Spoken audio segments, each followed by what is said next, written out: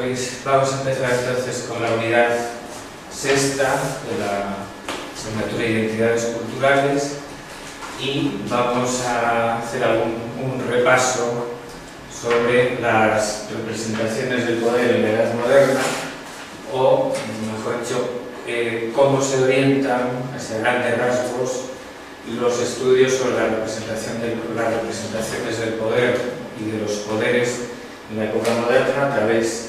de algunas fuentes y de algunas líneas de investigación, o de líneas más que de investigación, de interpretación de la información que se obtiene. El tema de estudio, pues un tema que más o menos empezó a tomar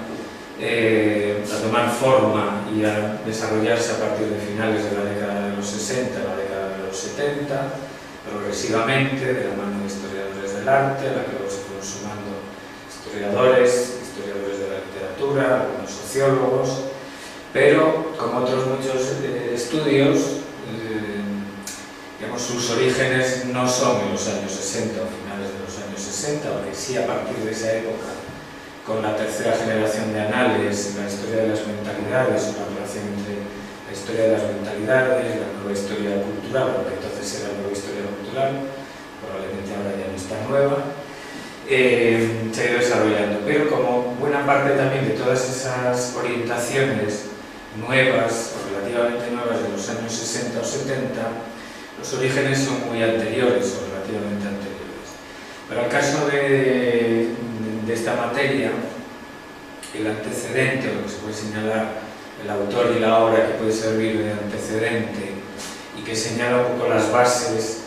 teóricas y de enfoque de estos estudios sobre el poder, lo podemos encontrar en la obra de Marc Bloch, Los Reyes Taumaturgos. Es una obra publicada originalmente en el año 1924. La traducción al castellano apareció años más tarde, bastantes años más tarde, en el año 88, en el Fondo de Cultura Económica. Y digamos que es un estudio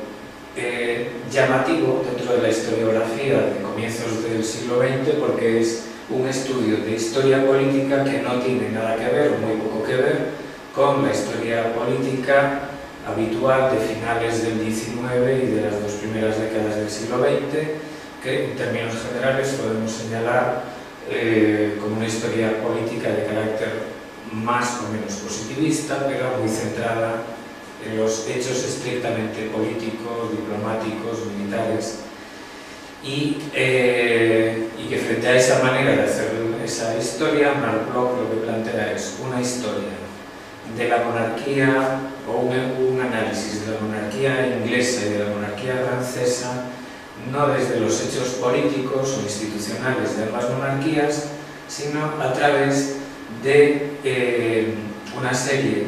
de costumbres y de rituales que convertían a los monarcas ingleses y a los monarcas franceses en reyes taumaturgos, es decir, reyes capaces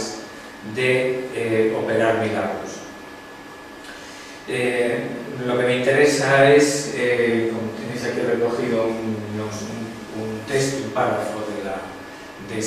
la introducción, en la que Marc Bloch hace el planteamiento de cuál va a ser la orientación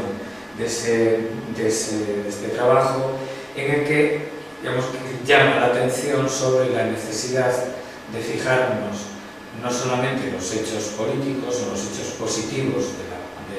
acción política, sino en todo el conjunto de leyendas, rituales, ceremonias que construyen de otra manera, pero que también construyen la imagen del poder, y con la imagen del poder también son elementos que actúan dentro de la acción política. Es decir, sirven de transmisión de una idea de la organización política, de una idea de la monarquía en estos casos, establece unas relaciones muy claras de subordinación entre los súbditos y los monarcas, pero expresado no a través de las disposiciones reales, sino a través de los ritos y de los símbolos, en este caso símbolos religiosos asociados a los monarcas. Digamos que esto es lo que, esta orientación es la que a partir de los años 60, los años 70 se va a ir recuperando, digamos, con algunas otras orientaciones, pero es volver, de algún modo, volver a este planteamiento de Marc Bloch, que publica en el año 24, pero que luego va a quedar como también quedó buena parte de los planteamientos de esta primera generación de análisis, quedó un poco, digamos, entre paréntesis, después de la Segunda Guerra Mundial, con el predominio sobre todo de una historia más de carácter estructuralista o más centrada en cuestiones económicas y sociales, hasta que se añade o se vuelve hacia los aspectos culturales de las sociedades de época moderna. Junto con esta obra de Marc Bloch, que me encontraréis citada en muchas ocasiones, hay otras obras que son más o menos del mismo periodo, pero que tuvieron menos, digamos, tienen menos, o son menos habituales. Por lo menos la primera de estas dos que tenéis aquí citada, la de Henri Carré, sobre la nobleza de Francia y la opinión pública, es importante en este caso que ya en el año 29 hay una obra que empieza a estudiar la opinión pública en el siglo XVIII, cuando los textos o las obras e investigaciones más sistemáticas sobre opinión pública y opinión pública en el siglo XVIII las vamos a encontrar a partir de los años 80, 90 hasta ahora. Pero bueno, es importante saber que hay unos antecedentes o que hay unas obras pioneras que aunque a veces no recurramos a ellas, pero ahí están. Otro autor y otras obras importantes, también entre los años 30 y alguna un poco más tardía, como es el caso de Norbert Elias, con el proceso de civilización y la sociedad cortesana. La sociedad cortesana, aunque digamos, su impresión es, su edición es un poco más reciente que las obras anteriores, pero forma parte de la línea de trabajo de Norbert Elias desde los años 30 en adelante. La vinculación entre procesos políticos, es sociólogo, no es historiador, pero es la vinculación entre los hechos y la evolución política de las sociedades y a los aspectos culturales, culturales en sentido amplio, de esas sociedades y cómo se relacionan unos procesos y otros. En el caso de España, esto es más bien una curiosidad que otra cosa, no es una referencia historiográfica, es decir, esta trilogía de Deleito Piñuelo no es comparable, por supuesto, a la obra de Marc Bloch, ni la de Carré, ni la de Elias, pero digamos, sí es importante tener en cuenta que aunque en España las obras sobre el poder y la simbología del poder las vamos a encontrar sobre todo a partir de los años 70, progresivamente en adelante, hay, digamos, desde un punto de vista más erudito, que no tan elaborado, pero al menos desde el punto de vista erudito, esta trilogía que se centra en el reinado de Felipe IV y que analiza pues, las diversiones, las ceremonias y las celebraciones del rey, la corte y también los festejos y las celebraciones populares de este siglo XVII. Es una obra más erudita que no sistemática, con una investigación sistemática, es más de recogida de información, pero bueno, es interesante saber, importante saber que hay también algunas obras anteriores a los años 70, 80, que al menos centraron la atención, si no de la manera en la que lo podemos hacer actualmente, sí al menos en los temas y en las fuentes que nos sirven de apoyo. Bien, digamos, no me interesa hacer todo el recorrido historiográfico, simplemente son, digamos, los orígenes que me interesaba subrayarlo para saber que, aunque es un campo de trabajo relativamente reciente, su origen o el interés por el tema tiene muchos más años, ¿vale? desde los años 80 hasta aquí toda la bibliografía es lo suficientemente extensa como para ser, digamos, inabarcable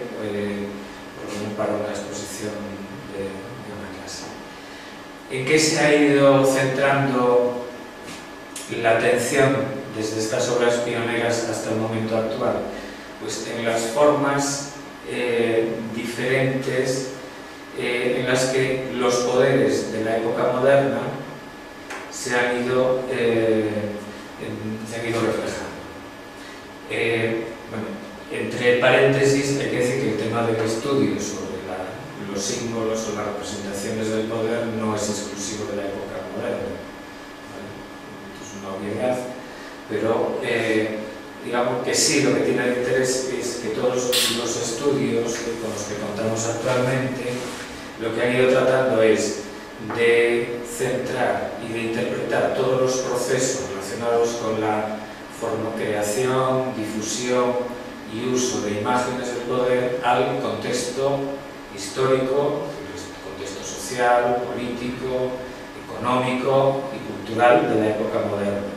que va a ser diferente de las épocas anteriores y de las épocas posteriores. Digamos que es una cuestión, digamos, de enfoque que luego veremos, ¿no? Pero digamos que es lo que quiere decir, no es el tema en sí lo original, sino es buscar la interpretación y la explicación de todas estas cuestiones dentro del contexto y de la configuración social y política de la época moderna. Por eso, digamos, los elementos materiales con los que podemos contar, y materiales tanto a través de imágenes como de relatos literarios, no son estrictamente originales, es decir, que los vamos a encontrar en otras épocas. Pero digamos que la atención se va a fijar en representaciones que tienen, digamos, vocación de permanencia. Otra cosa es que luego pudiesen desaparecer o no, pero cuando se elabora la idea o el propósito es que tuviesen una larga permanencia en el tiempo y en el espacio, y otros que vamos a llamar formas efímeras, que están elaboradas para consumir en un momento determinado, en un acontecimiento determinado, y luego desaparecerían. Quedan algunos restos, o bien en forma de grabados, dibujos o de relatos literarios, pero que, digamos, su finalidad es transmitir un mensaje en un momento determinado y, digamos, se autodestruyen. Algunos se autodestruyen, otros no, pero digamos que es un tiempo muy corto, ¿no? Entonces, normalmente lo que nos vamos a encontrar es esa distinción entre formas permanentes y formas efímeras. De las formas permanentes, pues, como las más clásicas y las más habituales que vamos a encontrar en todos los estudios son las representaciones pictóricas, escultóricas y arquitectónicas, que son las que y literarias o escritas, pero digamos que estas son las que se elaboran con la idea de aquellos que las promueven. La intención es de que permanezcan y allí donde estén pues sigan transmitiendo una imagen determinada del poder que la encarna. Y aunque aquí vamos a centrar la atención sobre todo en el poder real, pero no hay que perder de vista que estas, no con la misma técnica o con la misma calidad o con la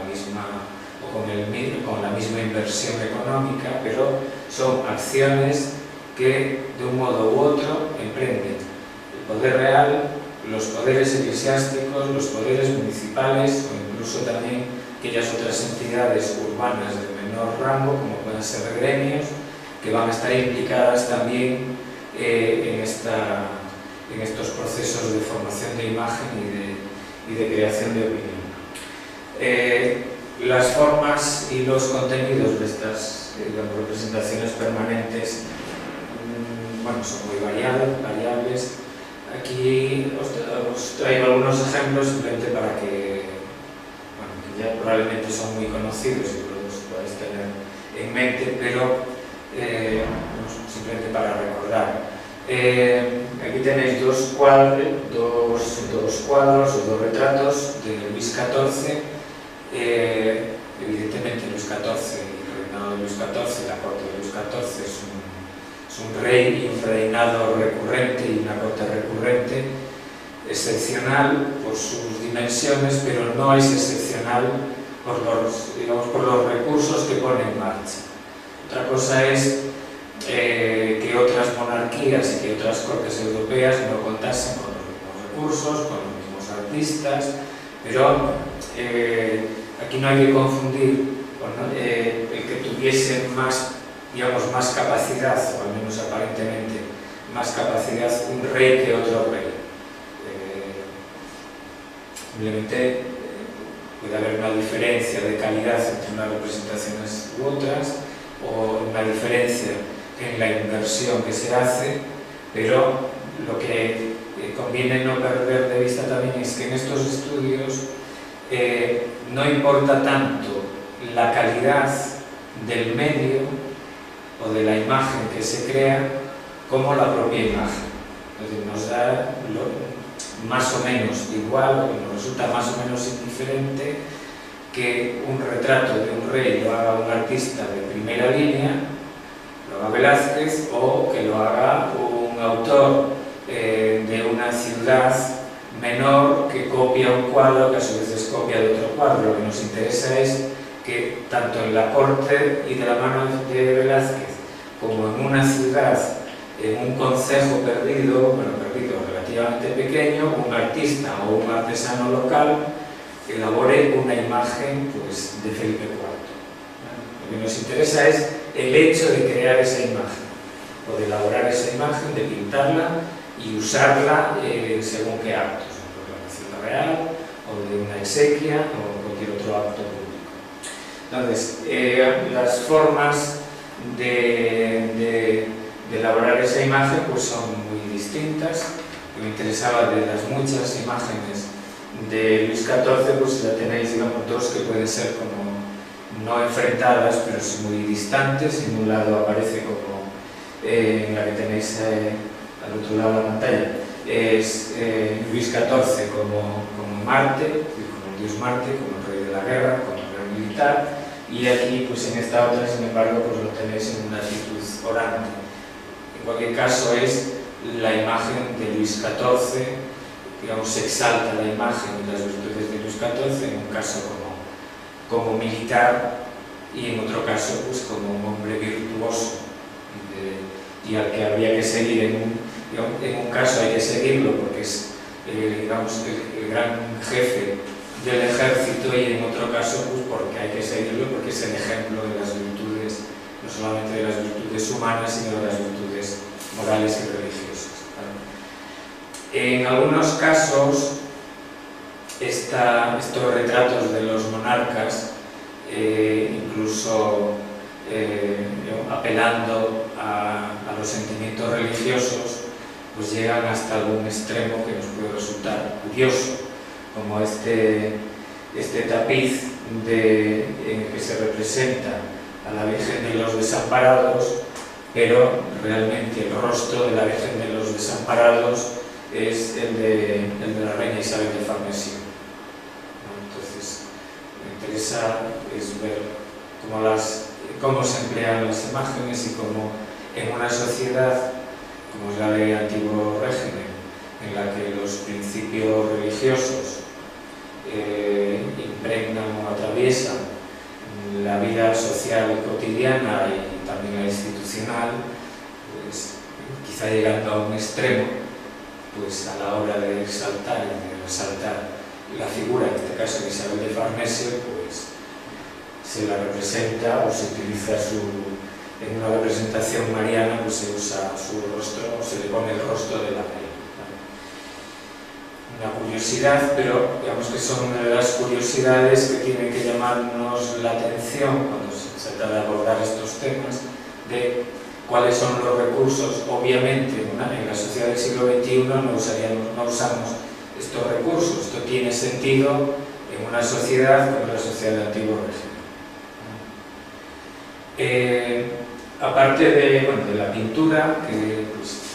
se usa mucho también, obviamente, la escultura. En este caso tenéis dos monumentos funerarios, en un caso de Richelieu y en otros del cardenal Mazarino, como muchos otros sepulcros. Es decir, estos son dos casos también muy excepcionales por las dos figuras que están aquí representadas, pero si digamos, un simple paseo por las naves de una catedral, de un monasterio o incluso de algunas iglesias parroquiales, lo que nos vamos a encontrar son en muchos de los altares laterales los sepulcros pues, de canónigos, los sepulcros de obispos, los sepulcros de abades, los sepulcros de los nobles, de la gran nobleza, de la nobleza local, que en el fondo no son, entre otras cosas, aparte de ser una sepultura, es una manera de expresar y de hacer ver la presencia del linaje que corresponda en cada caso, de hacerlo permanente dentro de la vida local o de la vida de la ciudad o de la vida de la institución religiosa de la que se trate. Es decir, es una forma de representar otro tipo de poderes que no es el real o de los poderes vinculados a la realeza, no de los poderes locales o de la importancia de determinados linajes de la nobleza. En el ámbito de la arquitectura pues es también una obviedad, pero digamos, la arquitectura es también, bueno, también es sobre todo la arquitectura vinculada al poder regio, la arquitectura vinculada a la nobleza, a las instituciones eclesiásticas, son una forma de expresión y además con una clara voluntad de permanencia. Vale, el ejemplo más característico, volvemos otra vez a Luis XIV, es Versalles. Tenéis aquí un plano de 1746, Palacio de Versalles, y luego pues, todos los jardines de Versalles, la gran entrada al palacio, pero que Versalles se construye además como digamos, lo relevante de Versalles es que es la decisión de Luis XIV de trasladar la corte de París a este lugar y construir un lugar nuevo en el que además llevar a toda la corte y a toda la nobleza, o la nobleza que formaba parte de la corte, al lugar donde a Luis XIV le interesaba tenerlos y de alguna manera también digamos, hacer una expresión clara de su poder con toda la parafernalia de Luis XIV como el rey Sol, y además tener, digamos, de una forma simbólica, no solamente en el día a día de la corte, sino además de una forma simbólica tener a toda la nobleza cortesana, pues en algunos casos literalmente a sus pies, o casi a sus pies, a su servicio. Vale. Bien, entonces simplemente dos detalles del Palacio de Versalles, la galería de los espejos y luego algunas de estas, un detalle de estas salas de Versalles en las que periódicamente, pues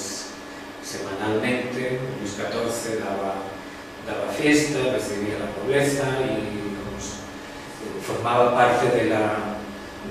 la rutina de la corte de Versalles. Pero hay que pensar que esa rutina es una rutina de expresión del poder de Luis XIV, es decir, que tanto los que habitualmente iban como los invitados que estaban de paso por la corte, pues tenían una expresión clara, grandiosa de las victorias militares, del poder económico del monarca y de la corte francesa, y digamos, a través del palacio y a través de las fiestas, los ballets, la música, todo lo que formaba parte de la vida en la corte de Versalles. En otro orden de cosas, digamos un poco más en lo cotidiano, esa expresión o el uso de la arquitectura como expresión del poder lo encontramos en otros muchos edificios. Lo que tenéis aquí en la diapositiva no es porque tenga un carácter excepcional, sino simplemente es un modo de ejemplo que cada uno puede encontrar en su ciudad de origen y en otros muchos sitios, que es toda la arquitectura que tiene que ver con las instituciones eclesiásticas. De la fachada del monasterio de San Martín Pinario, de Santiago. Es una fachada que se levanta hacia más o menos mediados del siglo XVII y que tiene enfrente, para los que conocéis Santiago y la plaza de la Zabachería, que es donde está el monasterio, pues enfrente de esta fachada está la fachada de la Zabachería de la catedral. Cuando los monjes del convento decidieron digamos, adecentar el monasterio y levantar esta fachada con esta enorme peineta de ahí arriba, el cabildo de la catedral de Santiago protestó porque una fachada de estas dimensiones podría, esto es una pequeña anécdota, pero que tiene que ver con estas competiciones por ver quién representa o se autorrepresenta de una manera más grandiosa. Decía que cuando los monjes hacen público, muestran su interés por levantar esta nueva fachada con estas dimensiones, el cabildo de la catedral protestó porque esta fachada con estas dimensiones podría impedir una correcta ventilación de la catedral, no deja de ser una cuestión digamos, accesoria. Lo importante de esta discusión es que son dos poderes o dos instituciones, en este caso eclesiásticas, en las que una, el cabildo protesta porque esta construcción de San Martín podría menoscabar visualmente su presencia en esta plaza, su presencia a través de la fachada de la catedral correspondiente, y por supuesto el monasterio de San Martín Pinario lo que le interesaba precisamente era mostrar su poder y su capacidad económica y de otro estilo en una ciudad como la de Santiago, haciéndose visible. Pero bueno, esto digamos, no es un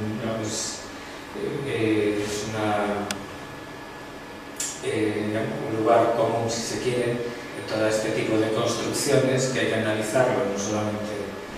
como una construcción con mayor o menor valor desde el punto de vista arquitectónico, sino también hay que analizarlo o tenerlo en cuenta como elemento o como forma de representación o de hacer presente a la institución que la promueve, que la financia, la levanta, porque, es decir, levantar esta construcción significa no solamente la imagen, sino esto quiere decir que se tiene capacidad económica, que se tiene un poder político, porque también, digamos, el monasterio también tiene, digamos, territorios, y tiene dominios, y tiene señoríos, y tiene propiedades, y tiene rentas suficientes y capaces como para levantar un edificio de estas dimensiones. Bueno, os decía antes que hay, junto con estas formas que tienen, digamos, intención de ser permanentes, hay otras formas de representación del poder que son efímeras, ¿no? Que se construyen o se elaboran para un acto determinado, para unos días determinados, por una acción determinada, y que luego van a desaparecer. Es el caso, como tenéis aquí representado, pues un castillo de fuegos artificiales, como muchos que se construyen y que se queman en celebraciones reales, en festividades religiosas, pero que en cualquier caso no dejan de ser una manifestación de la capacidad económica, social, institucional de quienes los promueven, ya sea del poder real, del poder municipal, del poder eclesiástico, es decir, de quienes lo van promoviendo. Además de los castillos, de estos castillos de fuegos artificiales, hay, digamos, las grandes ceremonias cívicas o religiosas como ocasión de celebrar tratados de paz, o de victorias militares, o de proclamaciones reales, o de cualquier otra ocasión. Lo que tenéis aquí es un grabado o un cuadro, una pintura anónima de una de estas, digamos, procesiones en la que se juntan, se hacen ver, pues, gremios, corporaciones urbanas, órdenes religiosas, las instituciones de gobierno de las ciudades, la nobleza, y toda cuanta institución, digamos, está presente en una ciudad, pues se hace presente también de una manera simbólica a través de estos cortejos. Esta es una fotografía ya antigua, pero del año 94. Sobre los triunfos de Vinci. Esto es una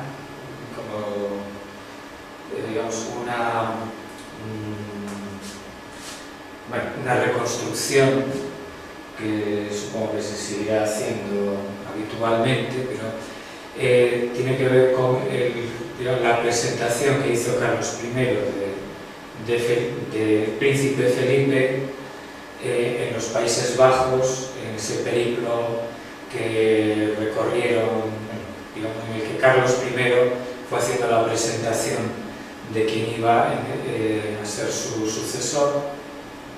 por los territorios de los Países Bajos.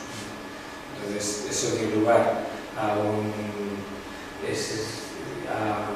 una serie de relatos o de relaciones de ese viaje en el que se recogieron, pues, las procesiones cívicas, las obras de teatro, las representaciones teatrales en los palacios de la nobleza, y bueno, ahí también en Bruselas, pues, se sigue representando. Se hacía, por lo menos hasta hace unos años, pues también en la Gran Place, la entrada del gran cortejo con Carlos I, el príncipe Felipe, la visita de las autoridades también de los Países Bajos, pero en fin. Es decir, el hecho en sí, lo que no estaba previsto era que estos triunfos, así llamados, tuviesen esta reconstrucción posterior, que ya no tiene el mismo valor, obviamente, que de 1549. Ya es, digamos, el planteamiento y el contexto es otro, pero bueno, puede servir en algunos casos para hacernos una idea visual de lo que pudo haber sido en 1549, pues, todas estas ceremonias. Entre permanente y efímero, pues, está también no solamente los cortejos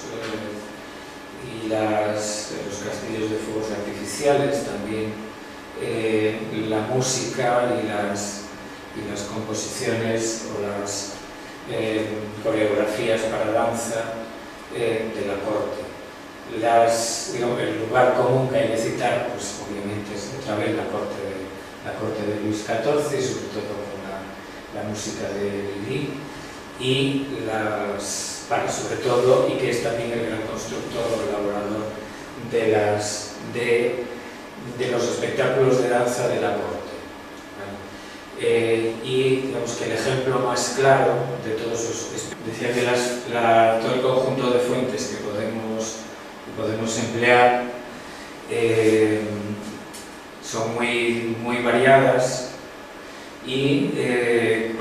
procedencia institucional, pues, también muy diversa, y que no están necesariamente vinculados o directamente vinculados al objeto de estudio que estamos trabajando, ¿no? Es decir, hay que ir buscando todo tipo de actas y de libros de contabilidad y otro tipo de documentación, pues todas aquellas referencias que puedan servir al caso, con la excepción probablemente de algún tipo de impresos, en particular lo que tiene las relaciones de sucesos o las relaciones de ceremonias, que sí están dedicadas específicamente a una determinada tipología de construcción de imagen, que son las ceremonias regias o las celebraciones también de carácter religioso, en las que también hay un componente de exposición pública de los poderes también importante. Todo este conjunto de fuentes, pues, digamos, aunque son muy distintas, muy diferentes, sí que tienen unas características más o menos comunes que hay que tener siempre presente a la hora de trabajar con ellas y a la hora de interpretarlas, a la hora de utilizarlas y de ver o de determinar hasta qué punto o hasta dónde nos están informando, ¿vale? Por lo general son de carácter descriptivo y literario,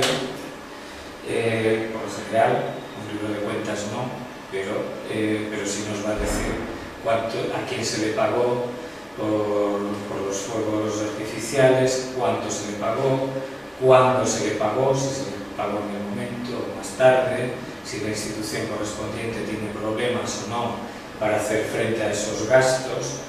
y lo cual a su vez también puede ser un indicador, es decir, si la institución está dispuesta a gastar,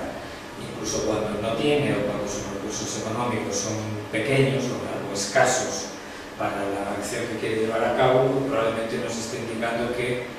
le está dando la importancia que le está dando a esas ceremonias o a esas celebraciones o a esos actos. Pero bueno, por lo general son de carácter descriptivo.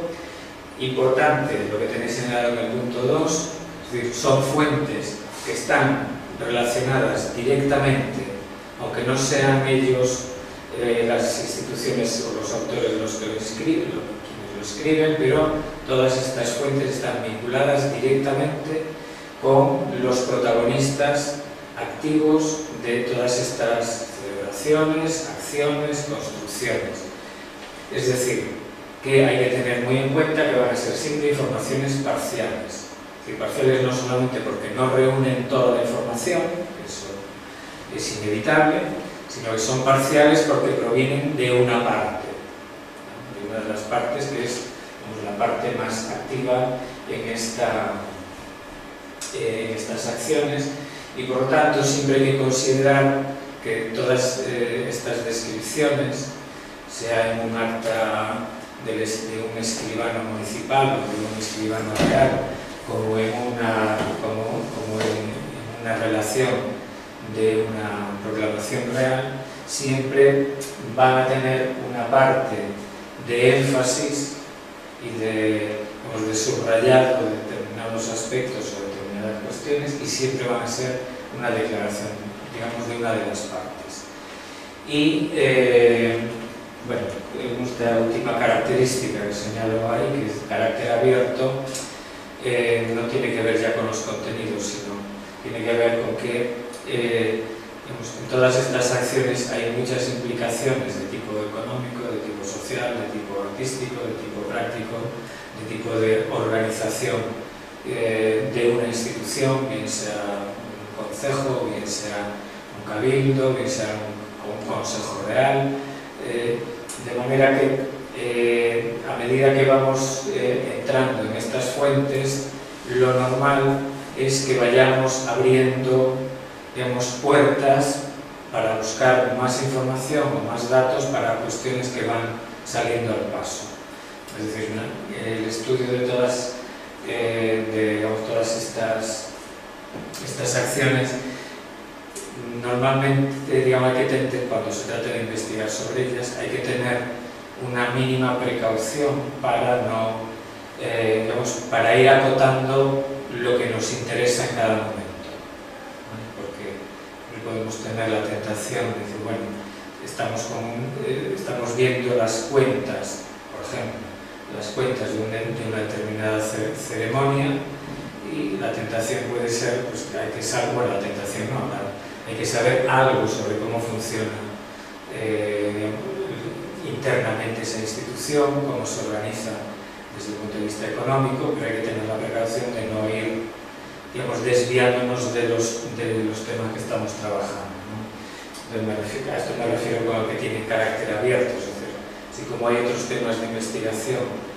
que son un poco más lineales, por decirlo de una manera gráfica, estos temas de investigación son temas de investigación en los que es fácil empezar por un aspecto social o sociológico, como puede ser la participación de los gremios, y de ahí pasar a la organización económica financiera de un concejo, de ahí a las relaciones institucionales entre el concejo y las instituciones de rango superior, y de ahí ir saltando de un tema, de ir de un tema a otro y que puede llevarnos un poco lejos de lo que a nosotros en un principio nos puede interesar. Bueno, a esto me refiero. Pero sí que es importante, vemos todo lo que tiene que ver anteriormente, para saber que buena parte de toda esta documentación son en sí mismas también elementos que sirven para construir la imagen del poder. Es decir, no son documentación aséptica o documentación estrictamente descriptiva, sino que hay que tener en cuenta que buena parte de esta documentación son a su vez un elemento de construcción de imagen del poder. Y cuando se escribe o se compone un relato o una relación de una ceremonia, la idea es que perviva en el tiempo lo que se hizo en esa ceremonia. No es simplemente dar cuenta de, sino es un elemento más de exaltación del poder, incluso lo que pueda resultar teóricamente más aséptico, como pueda ser una relación, un relato que queda manuscrito en un acta municipal, pues en el fondo también es una manera de dar continuidad a esa imagen del poder dentro de esa institución, para que sirva de ejemplo o de modelo para los que vengan a continuación, para otras ceremonias similares, o para que quede constancia del apego o del apego o de la proximidad, pues, entre esa institución y la monarquía, o entre esa institución y otras instituciones. Es decir, son a su vez elementos de construcción de la imagen. Es más, por eso, y en un título que es bastante, digamos, ilustrativo, Peter Burke, pues, cuando habla de la imagen de Luis XIV, pues el título que puso fue La fabricación de Luis XIV. Todo este conjunto de imágenes, del tipo que sean, literarios, gráficos, visuales, documentales, acuñación de monedas, etcétera, etcétera, son elementos para fabricar una imagen, en este caso la de Luis XIV, la de Luis XIV, la de cualquier otro monarca, porque en el fondo la operación, esto es un grabado satírico del siglo XIX, digamos, la realidad, digamos, real, ordinaria en el sentido, no en el sentido peyorativo, sino, digamos, la realidad de Luis XIV es la realidad de una persona que se llama Luis y que, bien, puede tener esta, es decir, su realidad es esta, bueno, más o menos. Lo que se hace con todo ese conjunto de operaciones es simplemente construir unos artefactos visuales, o sonoros o literarios, que se superponen a la realidad, y lo que tenemos al final, pues, es esta imagen de Luis XIV, la imagen regia de Luis XIV, muchas veces repetida, y que, bueno, constituye, digamos, esa representación acabada del poder absoluto, y en este caso de Luis XIV. Entonces, esto no hay que perderlo de vista. Decía antes que había en esa construcción o fabricación de imágenes hay unas fuentes que sí son más específicas, que son las relaciones. Están vinculadas más bien, pues, con acciones o con celebraciones de exequias, proclamaciones reales, que es lo que tenéis aquí en la ciudad de Zaragoza, entonces el desembarco de Mariana de Neuburgo en España, se van haciendo relaciones que van contando desde su llegada, desembarco en la península hasta que llega a la corte, y se van haciendo, se van contando todos los recibimientos que se le organizan y todas las acciones correspondientes. Todo este tipo de sucesos y de relaciones, pues hay algunas fuentes o algunas recopilaciones y lugares de internet en los que podéis contactar, podéis entrar. Estos son simplemente dos, a partir de la Sociedad Internacional de Relaciones de Sucesos y el Boletín de las Relaciones de Sucesos de la Edad Moderna, que publica periódicamente,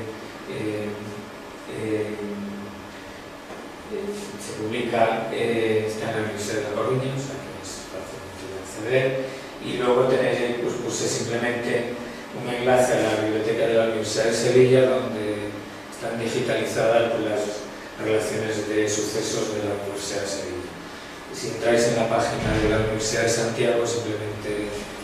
es en la parte de los fondos digitales, de los fondos digitalizados, ahí encontráis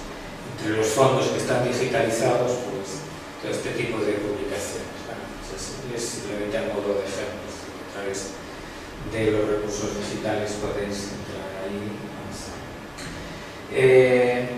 Bien, lo que me interesa, que son las imágenes, pero no nos vamos a detener en ellas. Lo que me interesaba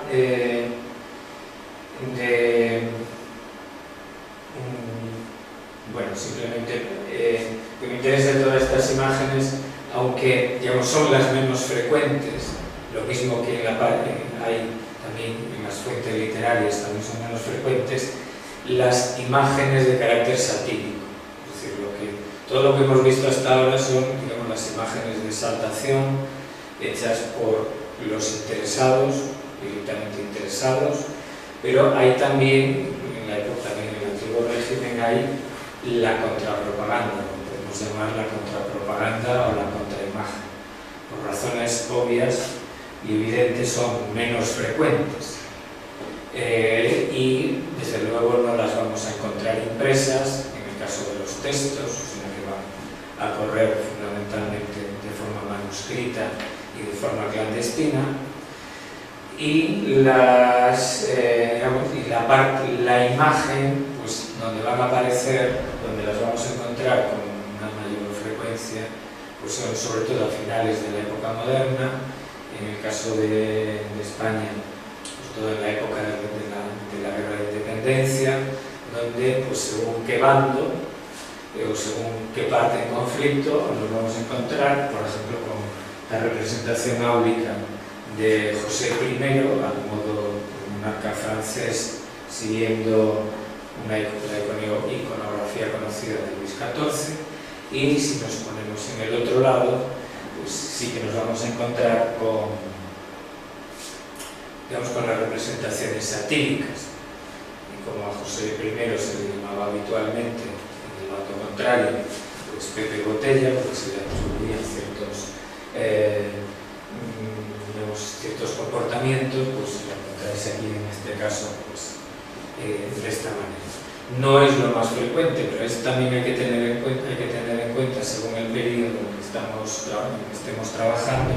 que puede haber alguna posibilidad de encontrar, junto con lo más realmente lo que podemos esperar, que son las grandes construcciones elogiosas y del poder, también podemos encontrarnos, pero eso ya es más difícil, pues con las protestas, ¿vale? Con las protestas o con la imagen satírica o con la imagen pues, en la que lo que se pone de relieve no son las virtudes, sino que son los vicios, no son la capacidad de gobierno, sino la incapacidad de gobernar, donde la imagen pues, idealizada de un poder pues, se presenta la imagen, no la real, sino la exageración o la caricatura de la imagen real. esta construcción de imágenes, por eso antes os decía que los estudios de la construcción de la imagen tienen que tener en cuenta el contexto social o político en el que se construye. En la época moderna, para la época moderna, pues es interesante todo el periodo final, tanto en la historia europea como en la historia de España, el periodo final del siglo XVIII, comienzos del siglo XIX, en la que van apareciendo ideas y conceptos políticos diferentes a los habituales de la época moderna, es decir, la noción de ciudadano, la noción de constitución, la noción de ley suprema, es decir, todas esas ideas que, por supuesto, no son de antiguo régimen, forman parte de un ideario político diferente. Eso va a tener, esa aparición de esos conceptos nuevos también va a tener su correlato en el mundo simbólico y en las representaciones simbólicas. Tenéis aquí es un grabado de una alegoría de la Constitución de 1812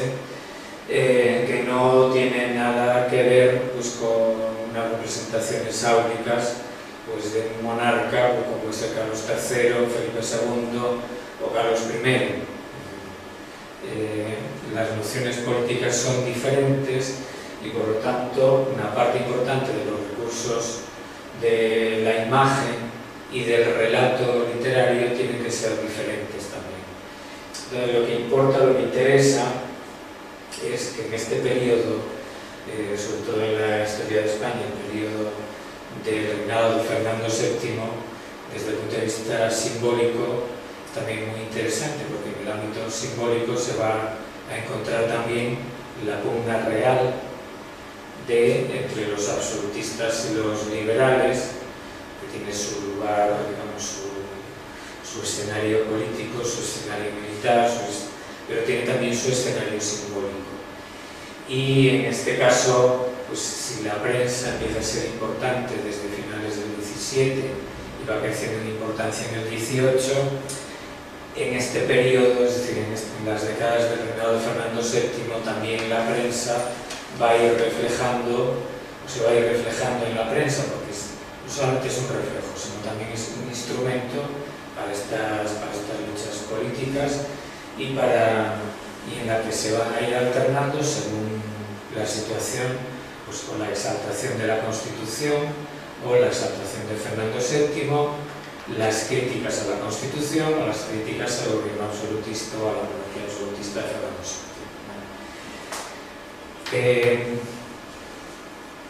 Bueno, esto digamos un recorrido así un poco apresurado sobre las representaciones, las fuentes,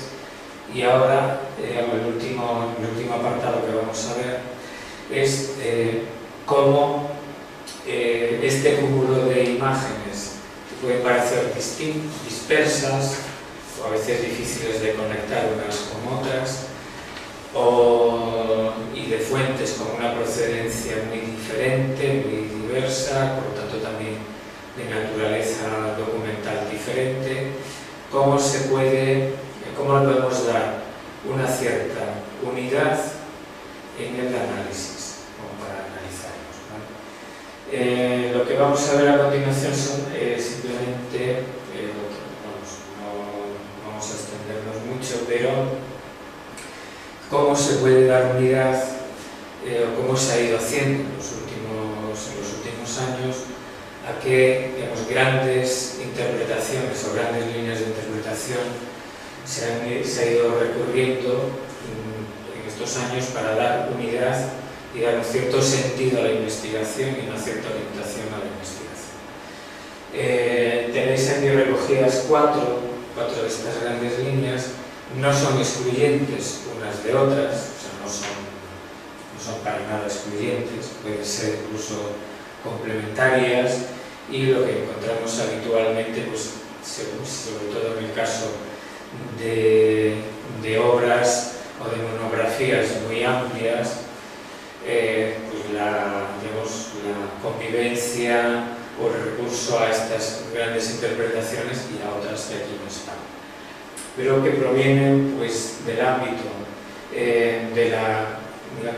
de la sociología, que nos puede servir del ámbito de la sociología, y vinculadas con los procesos de formación de opinión pública, es decir, en el fondo, todos estos procesos de creación de imagen son creación, formación, difusión y elaboración de una opinión, y de una opinión pública. Entonces, digamos que es evidente que tendremos que recurrir a los teóricos o a las grandes teorías sobre la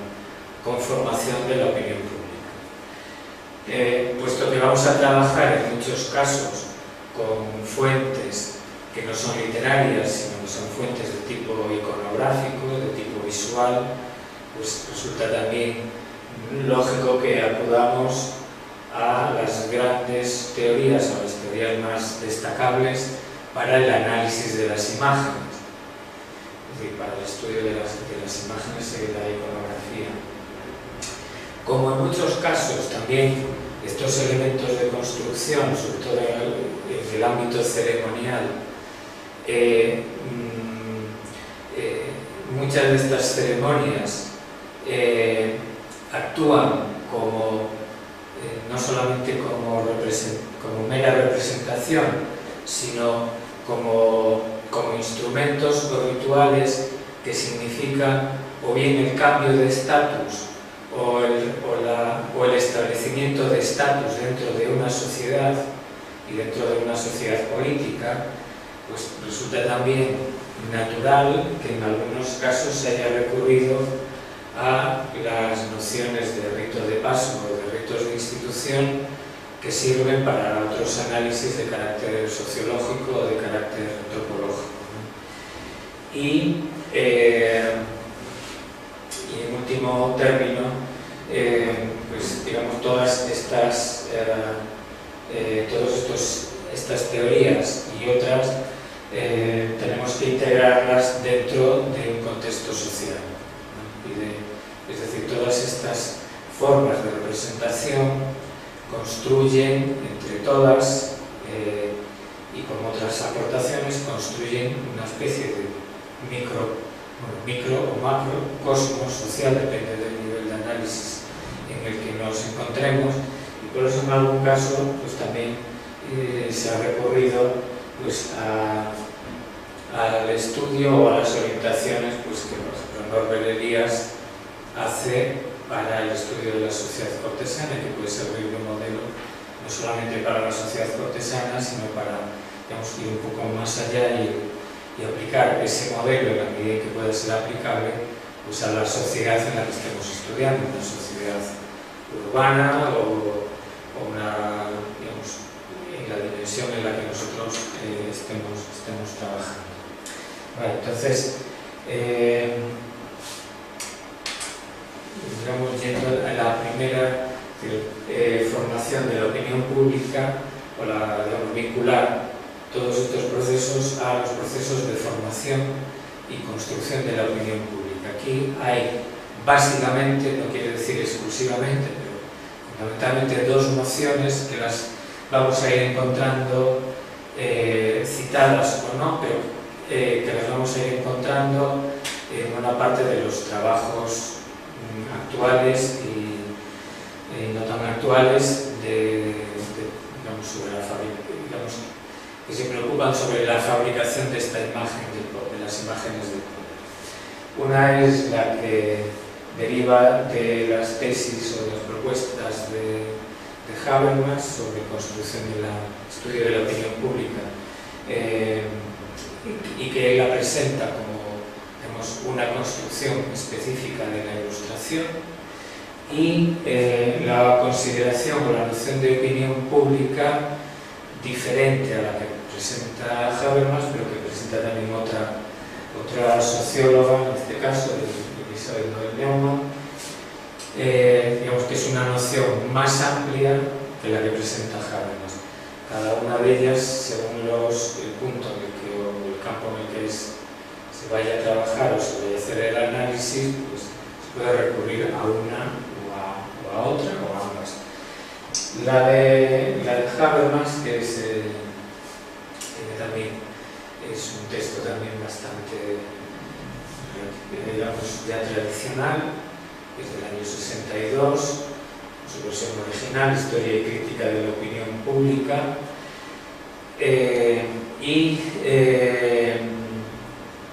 que él la presenta, la noción, el concepto de opinión pública lo presenta vinculado a la opinión pública política, es decir, la opinión pública la entiende como el espacio de discusión política, es un espacio de discusión que va a estar vinculado fundamentalmente digamos, a la burguesía o a aquellos sectores sociales que en la época moderna, y sobre todo en el siglo XVIII, por situación, por estatus, es decir, no forman parte de las élites privilegiadas, que no forman parte de la nobleza, de la aristocracia o del alto clero, que por su propia naturaleza social sí pueden estar integradas en la acción política, sino aquellos actores que no tienen capacidad política porque no forman parte de estos grupos de la élite, pero que sí por capacidad económica y por influencia social real, sí se consideran capaces de intervenir en la acción política, o por lo menos, cuando menos, de dar su opinión en el ámbito político. Entonces así, a grosso modo, como Habermas presenta, por tanto, el nacimiento de la opinión pública, sobre todo en el siglo XVIII, es decir, vinculado con el proceso de avance de las ideas ilustradas,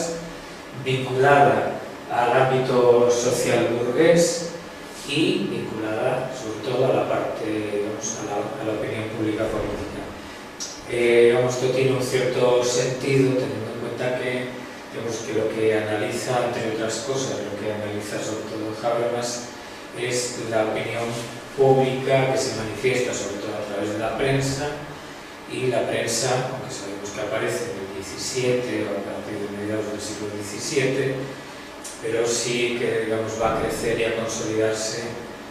en el siglo XVIII, sobre todo la prensa de carácter político y de opinión política, tal y como más o menos la podemos conocer actualmente. A nosotros nos puede servir esta interpretación de Habermas, sobre todo cuando si lo que tratamos es de hacer mención o hacer referencia al mundo estrictamente político, al ámbito de la discusión política, sí que puede servir,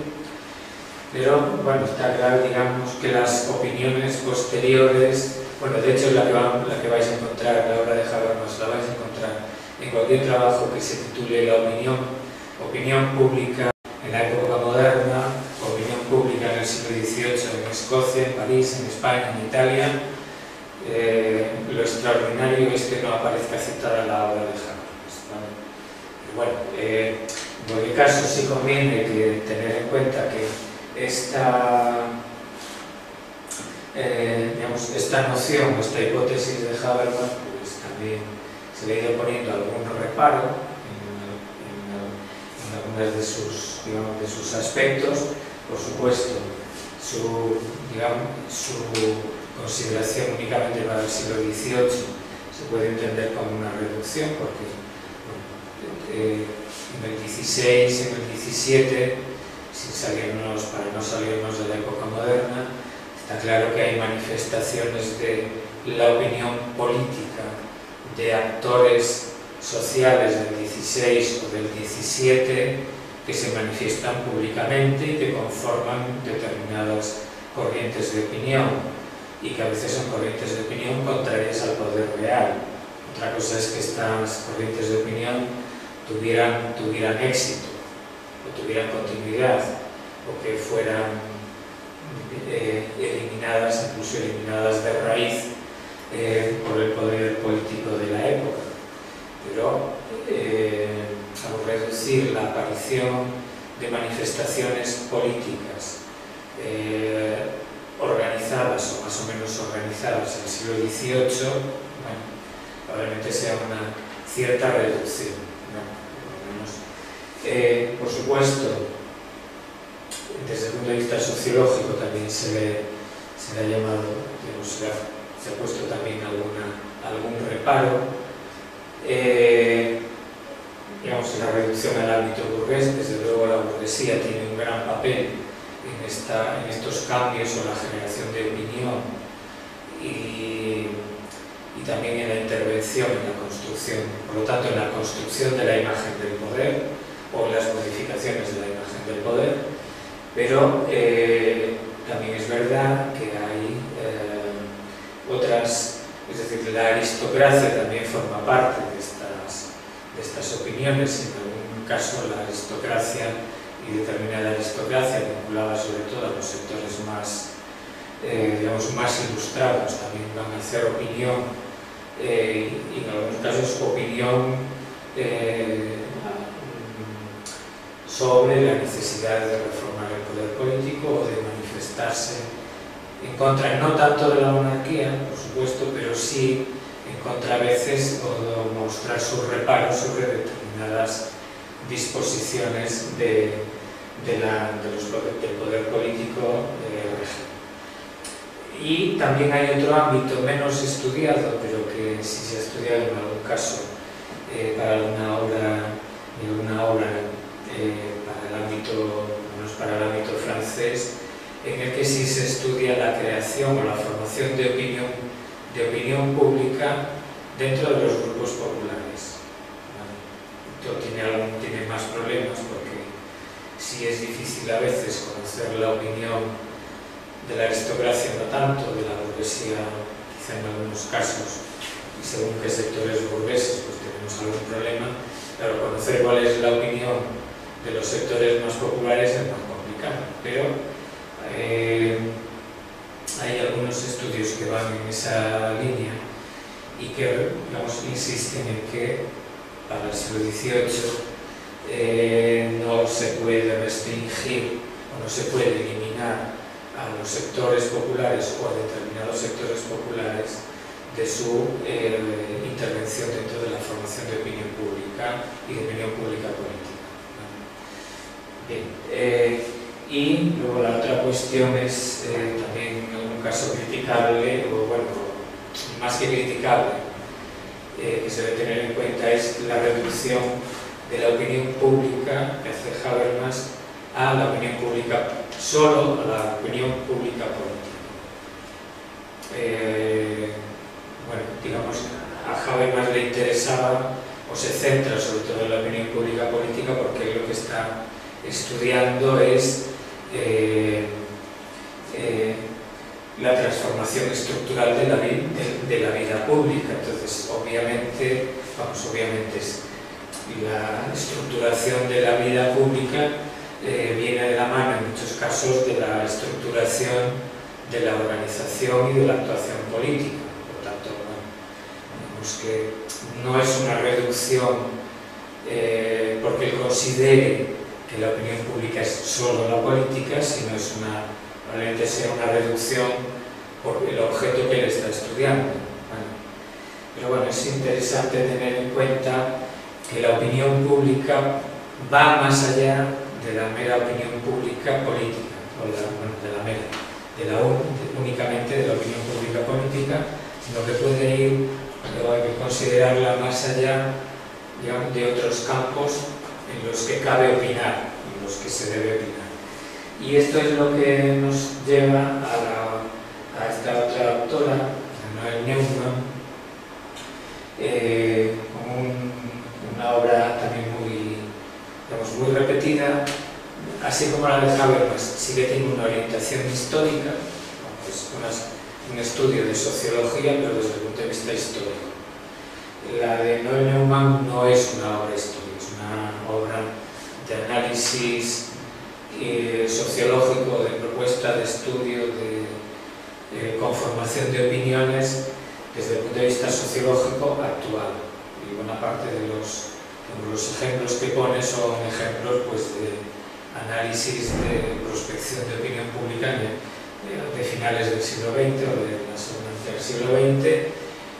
pero que, digamos, despojada estudio de la época contemporánea sí que nos puede ayudar, y ya ha servido a algún autor, para estudiar los fenómenos de formación de opinión de la época moderna, incluso en algunos casos de épocas anteriores, porque la noción de opinión pública que presenta o que hace Noé Neumann no es la opinión pública política del burgués ilustrado, sino que es es decir, se entiende por opinión pública, y me interesa subrayar estas tres líneas. La opinión pública son todas aquellas opiniones sobre temas controvertidos que pueden expresarse en público sin que eso suponga que el que emite esa opinión se aísle del grupo social. ¿Vale? Entonces, digamos, este concepto es válido para la época contemporánea, para la época moderna y para épocas anteriores, pero digamos que para todos los procesos de formación de opinión que nosotros podemos estudiar en la época moderna, esta idea de que la opinión pública es aquella opinión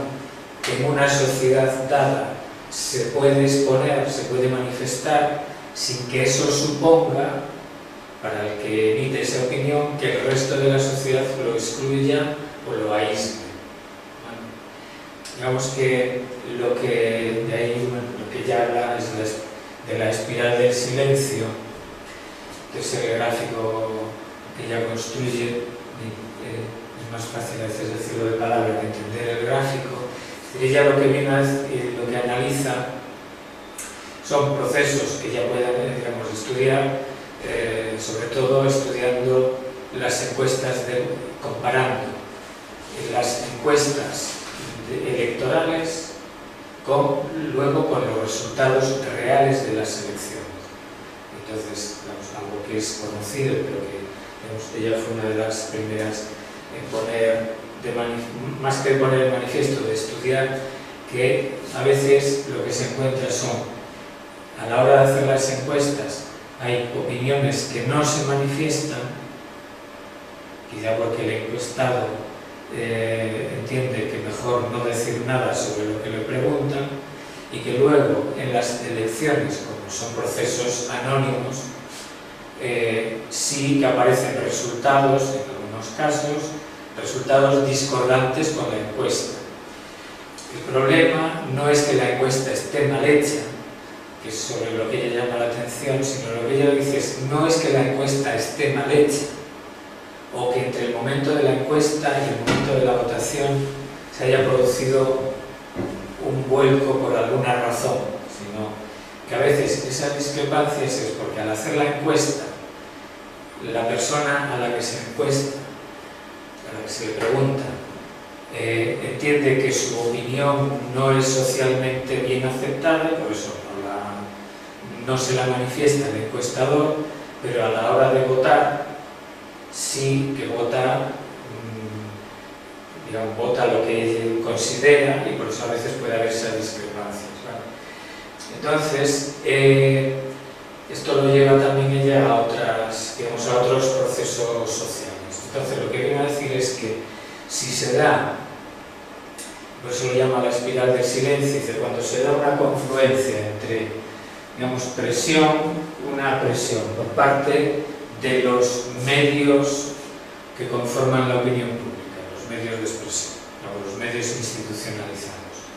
y una presión, digamos, social en las relaciones interpersonales, cuando en una determinada dirección, lo normal es que de esas dos presiones se derive esta espiral, lo que ella llama la espiral del silencio, y es que una opinión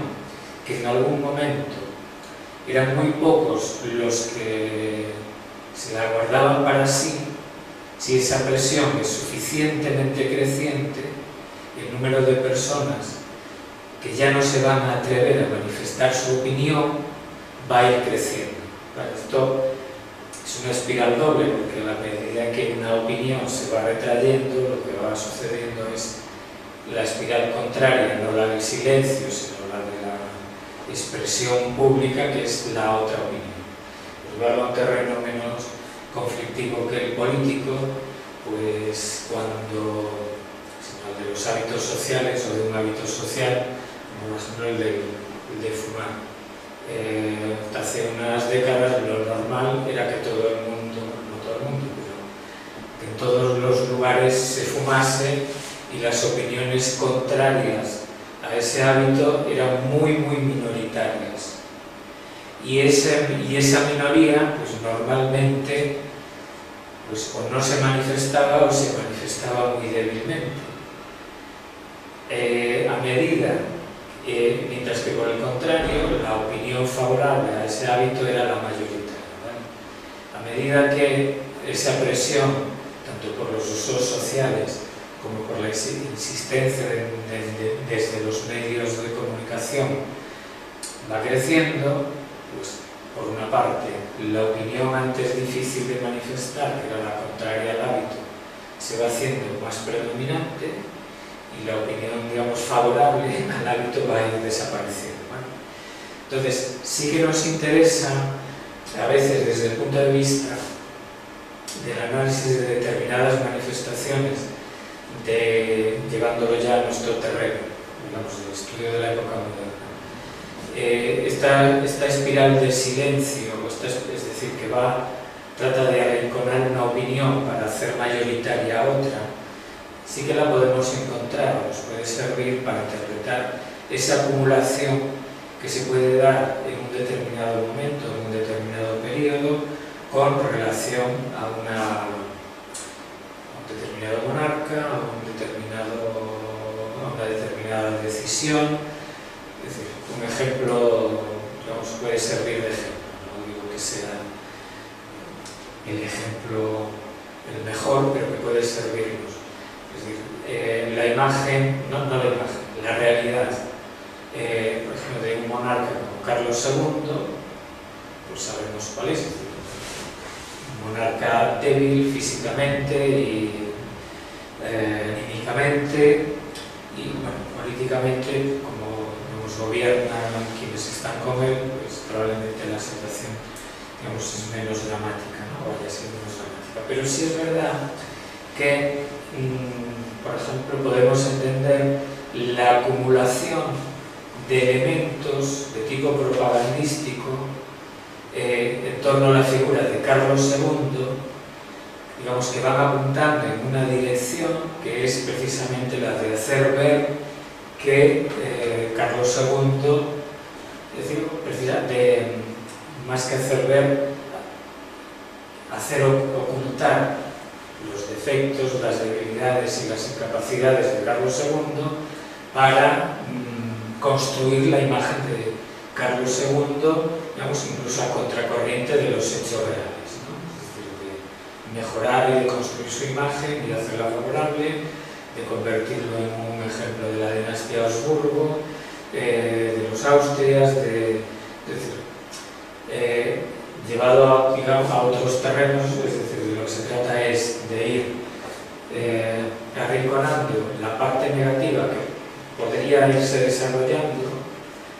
dentro de la corte y fuera de la corte, para ir favoreciendo, es decir, de ir, digamos, controlando esa contraimagen para hacer más visible la imagen que interesaba al poder. Y, digamos, ese recurso a esa imagen,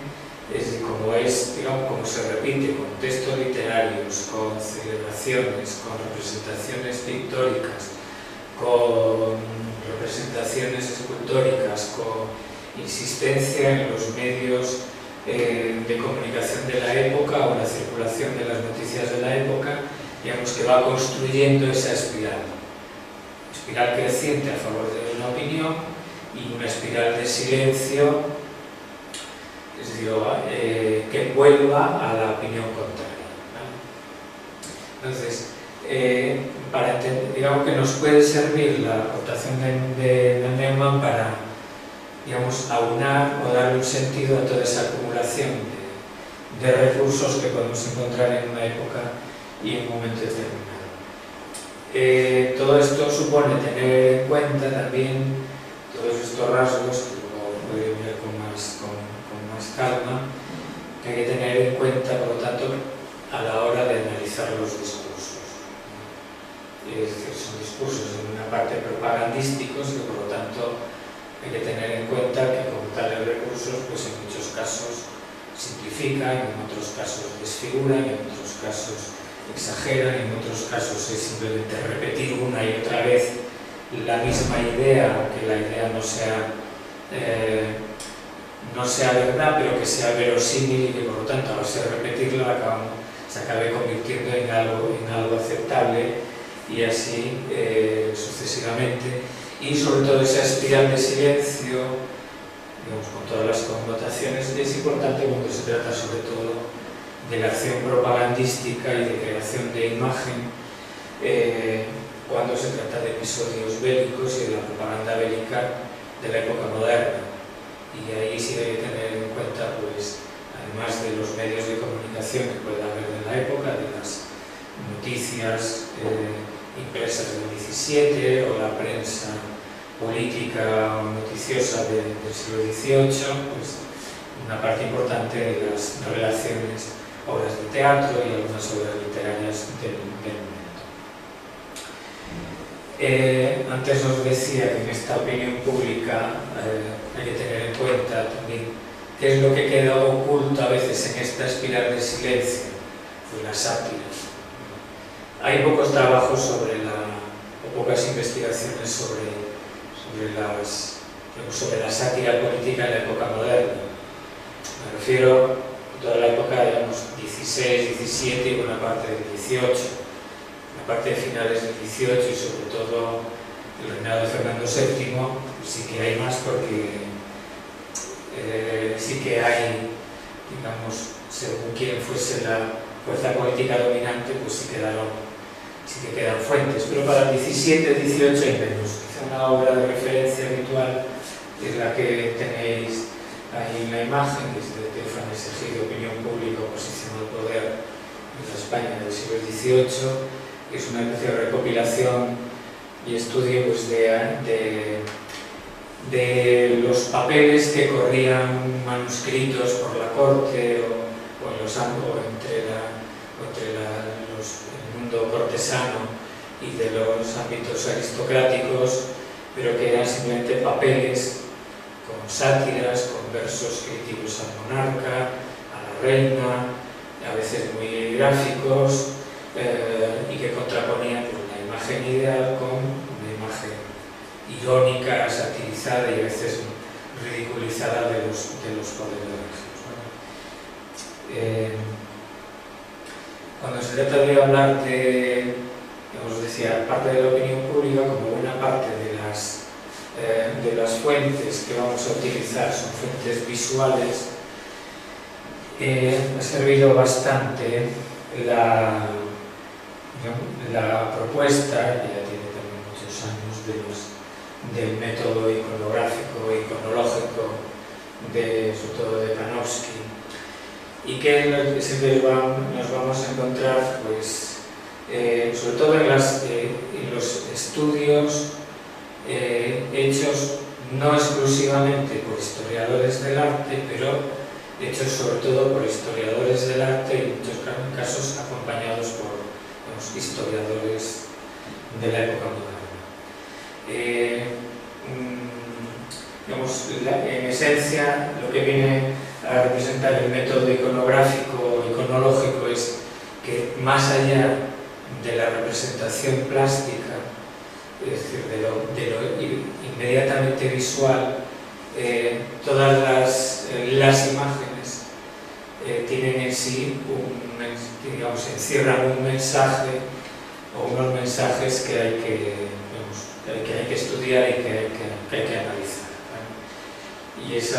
es el tercer punto del método iconográfico y iconológico, que es cuando representamos a Felipe II o a Carlos V, pues en plan heroico,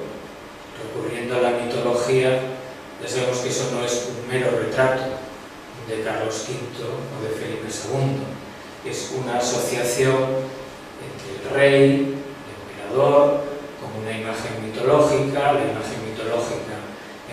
encierra una serie de valores y lo que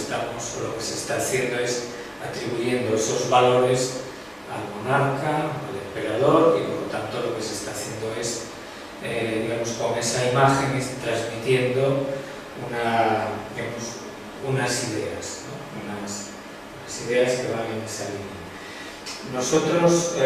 con lo que contamos, las primeras obras de estas representaciones, de estos estudios iconológicos, los tenemos en España con Bottinò estudia la corte de Felipe V, fundamentalmente de los años 70, a finales de los 70, comienzos de los 80. Fernando Checa estudia sobre todo el siglo XVI, pues con Carlos V y bueno, luego más tardíamente Felipe II. La imagen del héroe, no la imagen del héroe, sino Carlos V y Felipe II como los héroes de la antigüedad, pero a través de las obras artísticas o las representaciones artísticas, los que después Jonathan Brown y John Eliot, los que estudian sobre todo la época de Felipe V, y las construcciones, todo el Palacio Real, bueno, el Palacio Real, el Palacio de Buen Retiro, un palacio para un rey. Entonces estudian, digamos, aún la visión estrictamente histórica de Eliot con la aportación histórico-arquitectónica y análisis e interpretación de esa construcción de Jonathan Brown. Y las últimas, digamos, el autor más reciente que va en esta línea, digamos, es historiador del arte, que va en este análisis, es Víctor Mínguez, que tiene un trabajo desde 2012, creo recordar, sobre Carlos II y la imagen de Carlos II, cómo se construye la imagen de Carlos II y de los Habsburgo en este reinado, desde el punto de vista de la construcción, desde la obra artística. Y tiene más recientemente, bueno, tan recientemente que acaba de salir hace una semana o dos, es un trabajo sobre el Lepanto, sobre la propaganda en torno a la batalla de Lepanto, propaganda desde el punto de vista político, estrictamente, es decir, los poderes políticos de la época, Felipe II sobre todo, y también del poder eclesiástico, del poder institucional, desde el punto de vista del papado. Es decir, cómo se utiliza, no le interesa tanto qué pasó en Lepanto o qué significó la batalla de Lepanto dentro de la política europea de la segunda mitad del siglo XVII y las relaciones entre, digamos, las monarquías cristianas y el poder otomano, sino lo que le interesa es cómo ese acontecimiento se tradujo en imágenes y cómo se usaron esas imágenes para construir y digamos, difundir una imagen de los poderes políticos. Para ir ya abreviando, pues decía antes que buena parte de estas construcciones de imágenes, sobre todo las que se elaboran a partir de las ceremonias y de los rituales, se le puede acomodar o se les puede incorporar al análisis como rituales de algunas nociones de quienes han estudiado los rituales en general, es decir, no solamente estos rituales ceremoniales de la época moderna. Entonces aquí hay dos menciones que también podéis encontrar habitualmente, que es desde el ámbito de la antropología, digamos, más clásica, que es la de Arnold Genet, que es el estudio de los rituales de paso, y digamos, más recientemente, relativamente más reciente,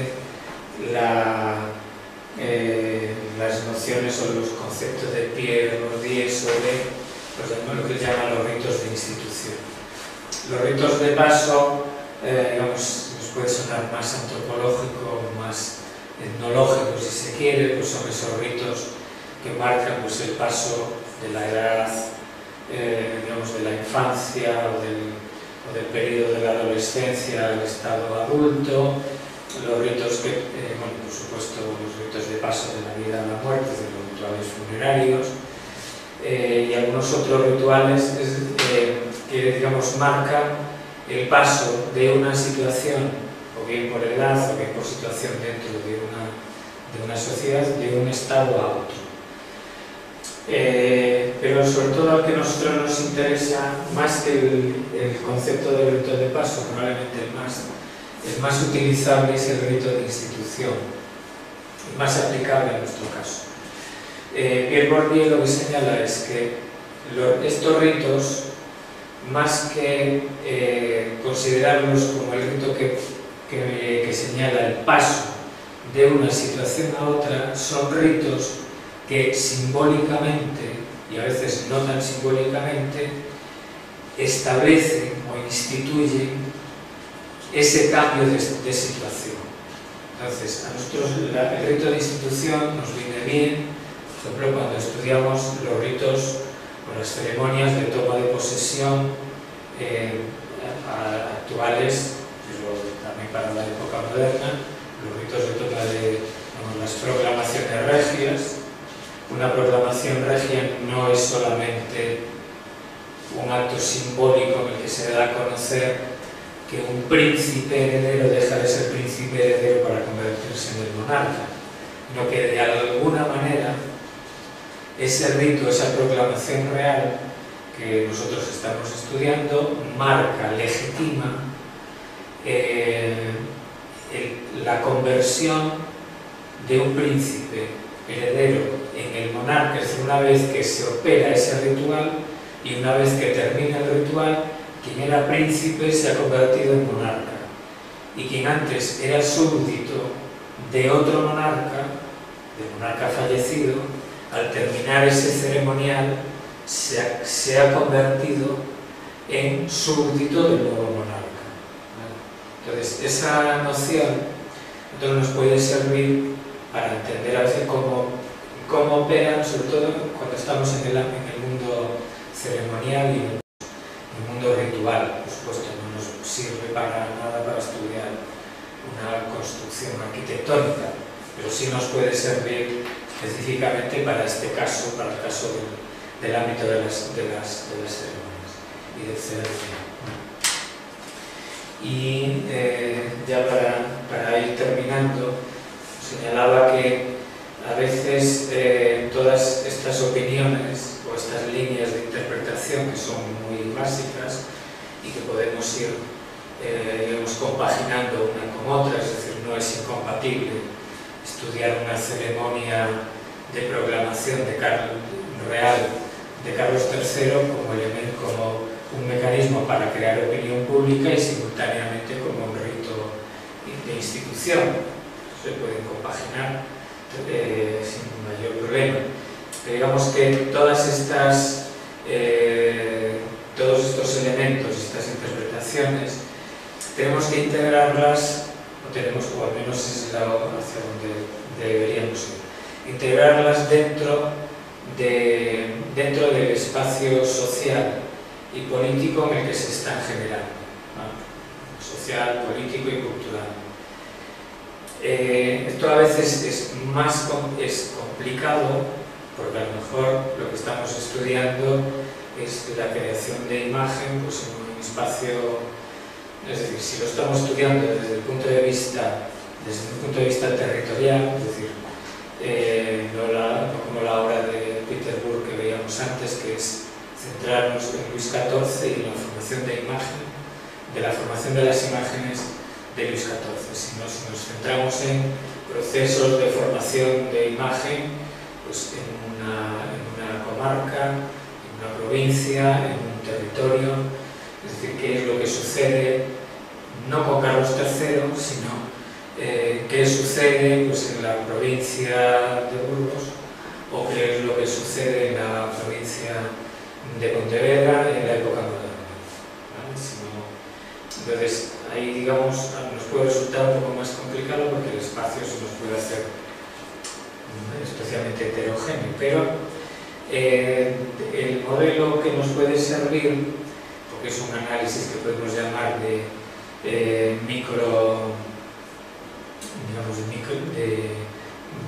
una microhistoria, es el estudio de Norbert Elias, que se entremezcla la sociología con análisis histórico-político. Es la sociedad cortesana, su estudio sobre la sociedad cortesana, que es el estudio de la corte de Versalles en la época de Luis XIV, pero de cómo se estructura y cómo se organiza esa sociedad desde el punto de vista del rito y del protocolo de la corte. Es decir, el protocolo de la corte, que no es solamente el protocolo de las ceremonias festivas, sino que el protocolo que organiza el día a día de la corte en todas sus manifestaciones, de cómo se organiza el servicio, de cómo se organizan las reuniones y los despachos de carácter político, de cómo se organiza la vida en la corte, también pues en la parte, pues, también en la ceremonial y en la simbólica. Como todo eso configuran un microcosmos, una microsociedad en la que todo está en función precisamente de la simbología del poder, que cada uno ocupa un lugar y ese lugar a su vez remarca la posición que se ocupa dentro de esa microsociedad. Un aristócrata ocupa un lugar porque viene determinado por su nivel, pero a su vez ese protocolo lo que hace es remarcar ese nivel al que pertenece. Y si por algún azar consigue modificar el protocolo y protocolariamente subir en el escalón, esa subida de escalón en el protocolo puede acabar redundando en un ascenso que ya no sería solamente protocolario, sino un ascenso político dentro de la estructura y dentro de la organización de esta sociedad cortesana. Entonces, podría servir de referencia para, digamos, los estudios que nos puedan interesar cuando lo que estamos tratando es de estudiar la construcción de imagen del poder dentro de un espacio geográfico, social geográfico, distinto al ámbito, distinto a otros ámbitos, ¿no? Cuando no estamos buscando simplemente o únicamente cómo se construye la imagen de un determinado monarca o de una determinada institución, sino cómo todo eso lo integramos dentro de dentro del día a día de una sociedad más o menos amplia, la que estemos estudiando en cada caso. Bien, si estáis interesados en seguir profundizando en el estudio de la corte de Versalles, pues en el propio palacio pues hay un centro internacional de estudios que desde hace años organiza congresos, seminarios, reuniones y además tiene publicaciones al respecto y bien, pueden servir de imagen y de modelo. Bueno, pues hasta aquí la exposición. Más o menos, bueno, lo que importa sobre todo, lo que interesa sobre todo es hacer hincapié en las fuentes y sobre todo en el esfuerzo que cuando se abordan estos temas, en el esfuerzo por encontrar una o varias líneas argumentales que permitan el estudio de toda esa masa de información y de esa masa documental que podemos ir encontrando en la investigación y que esas líneas nos permitan dar coherencia dentro de lo posible a todas esas informaciones y que permitan también pues, llegar a algunas conclusiones que permitan comparar los resultados que nosotros encontremos pues, con otros lugares o con otros ámbitos y que permitan ver pues, más o menos posibles coincidencias tanto en lo que se busca, en la construcción de imagen, como posibles peculiaridades, o bien sean peculiaridades de tipo geográfico, de tipo social, o divergencias o diferencias de carácter cronológico. Y nada más.